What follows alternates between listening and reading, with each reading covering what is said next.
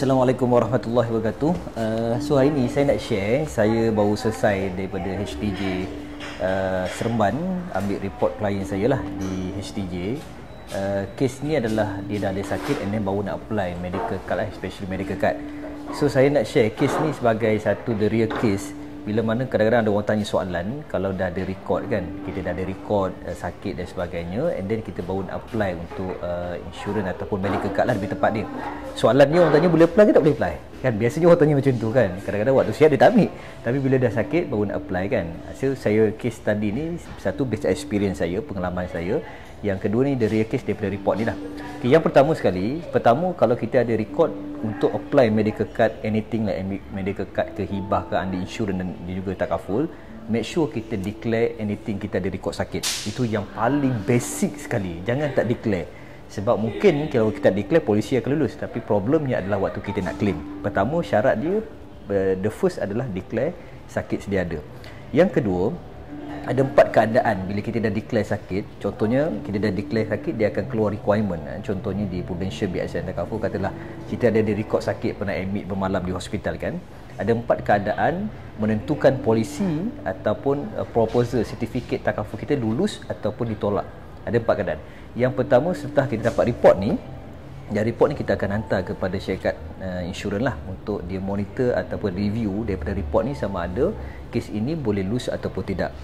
So pertama, kalau kita check syarikat takaful dia review, pertama dia akan accepted. Accepted ni maknanya rezeki lah, rezeki kita. Kalau kita dah ada record, biasanya kes-kes minor atau kes-kes kecil lah. Contohnya kalau kita pernah admit disebabkan denggi, demam panas, keracunan makanan kan, itu memang the minor ataupun kes-kes biasa yang di-cover keseluruhan lah kebiasaannya syarikat insurans. Okay, kes yang kedua, bila kita dah declare, dia akan keluar dipanggil sebagai term exclusion. Maknanya exclusion ni pengecualian sakit sedia ada. Sebagai contoh, saya ada seorang klien saya di Pulau Pinang, dia pernah kemalangan pada tahun 2020, 2 tahun yang sudah, and then baru nak apply medical card. Maka syarikat takaful setelah tengok daripada report dan juga declaration tersebut, maka exclusion yang sedia ada.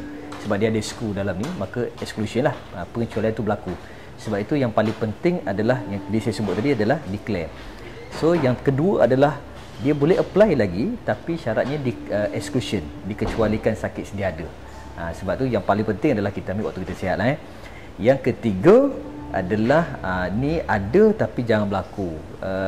Bila kita declare, kita dapat report daripada hospital, kita submit, and then after daripada syarikat takaful review, term yang ketiga dia naikkan harga ataupun dia ada loading, rate up lah, kenaikan. Rate up ni maksud dia syarikat insurans cover sakit sedia ada tu.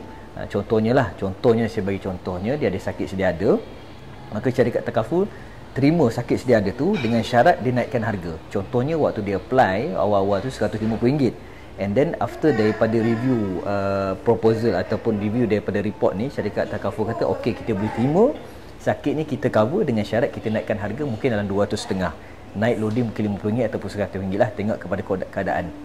Maknanya rezeki dia boleh apply lagi, boleh apply tapi dengan syarat ada kenaikan. So kalau kes macam ni, pada saya klien tersebut kena ambil lah. Kalau dia pergi company lain, mungkin dia tu reject. Okey, keadaan yang keempat, condition yang keempat adalah ini kalau kes-kes kritikal. Contohnya kes yang kritikal ni, contohnya saya ada pengalaman saya, seorang prospek ni dia ada jantung, dia baru nak apply takaful. Maka yang keempat ni paling ramai orang tak nak adalah bila mana syarikat takaful decline, reject tu permohonan dia. Sebab apa? Mungkin dia ada rekod jantung, kanser, buah pinggang dan sebagainya. So makanya syarikat takaful dia tak ambil lah kes ni, sebab risiko kesihatan tu terlalu tinggi, terlalu kritikal untuk seseorang tu. Sebab itu benda yang paling basic sekali saya kira banyak kita dengar adalah takaful, medical card, kita ambil waktu kita sihat. So boleh make sure guys, ada 4 condition tadi. So make sure kita jangan tunggu sakit baru kita nak apply. Sediakan payung sebelum hujan. Assalamualaikum warahmatullahi wabarakatuh.